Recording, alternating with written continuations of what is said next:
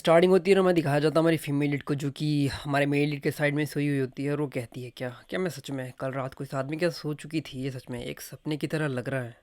इसके बाद वो अपने कपड़े पहनती है और वहाँ से निकलने की कोशिश करती है, और कहती है, और अपने मन में कहती है, मुझे इस चीज़ के बारे में नहीं पता कि पिछली रात को मुझे इस पे करने के लिए मेरे पास उतना पैसा है भी या फिर नहीं। और ये कहते उसकी फ़ोटो ले लेती है और कहती है, चलो जाने भी दो, मेरे हिसाब से उसके लुक के हिसाब से मैंने उसे काफ़ी पैसा दे दिया है, और मुझे नहीं लगता कि उसे इन सारी चीज़ों की चिंता करने की कोई भी ज़रूरत है।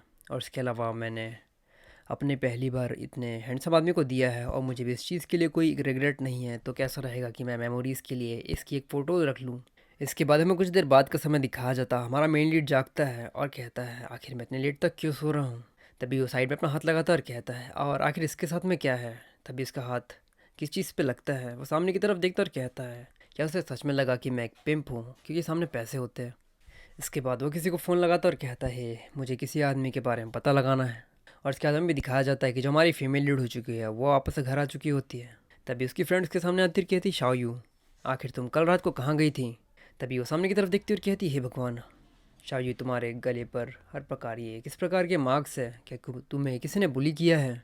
तभी वो उसके मुंह पर हाथ रखती और कहती है, ये ऐसा नहीं है जैसा तुम सोच रही हो, मैंने बस एक सही डिसीज़न ले लिया। तभी वो उसे हाथ लगाती और कहती है, तुम्हें सच में अपने पहले टाइम को गिव अप कर दिया सिर्फ उस डिवोर्स के लिए। वो कहती, हाँ, इस चीज़ पर मुझे पक्का भरोसा है कि किसी भी आदमी को इस चीज़ के बारे में सुनकर बिल्कुल भी अच्छा नहीं लगेगा कि उसकी वाइफ का अफेयर किसी और आदमी के साथ में है। मैं बस डिवोर्स के लिए रेडी हो रही हूँ। और उसके बाद वो उस आदमी के बारे में सोचती है, हमारे मेन लीड के बारे में, और कहती है, और उसके अलावा जिस आदमी की मैं बात कर रही हूँ, मतलब जिस आदमी के साथ मैं गई थी, वो काफ़ी ज़्यादा हैंडसम था। उसकी ये बात सुनकर वो काफ़ी ज़्यादा हैरान होती है और कहती है, यून याओ, तुम सच में बहुत ही ज़्यादा हिम्मती हो। और उसके बाद वो थम्स अप देते हुए कहती है, वैसे वहाँ पर कई सारी रिच लेडीज़ जाती है ना, कैसा रहेगा कि तुम अगली बार मुझे वहाँ पर लेकर चली जाओ। शाओयू कहती है, ऐसा बिल्कुल भी नहीं है, उस चीज़ के बारे में भूल जाओ, मैं दोबारा उस जगह पर कभी भी नहीं जाने वाली। वहाँ से खड़ी होती है, कहती है, ठीक है, तुम्हें उस चीज़ के बारे में बोलना ही होगा, क्योंकि मैं दोबारा उस जगह पर बिल्कुल भी नहीं जाने वाली। और वो कहती है, क्या तुमने कुछ खाया। उसकी फ्रेंड कहती है, नहीं, मैंने भी कुछ नहीं खाया है। इसके बाद वो किचन की तरफ चली जाती है और कुछ बनाने लगती है। तभी डोर पर कोई आता है। तभी उसकी फ्रेंड को अचानक से कुछ याद आता है, और वो कहती है, वैसे यूनियाओ, क्या तुम सीनियर को हेल्प करने वाली हो कॉफ़ी शॉप को लेकर, सीनियर हान को। उसकी ये बात सुनकर ब्लश करना शुरू कर देती है और कहती, हाँ, वैसे मैं वहाँ पर रहूँगी।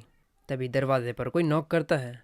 उसकी फ्रेंड दरवाजे की तरफ देखती है और कहती है, कौन है वहाँ पर, क्या तुम दरवाजे को तोड़ना ही चाहते हो, क्या मैंने अभी ही रेंट नहीं दिया था।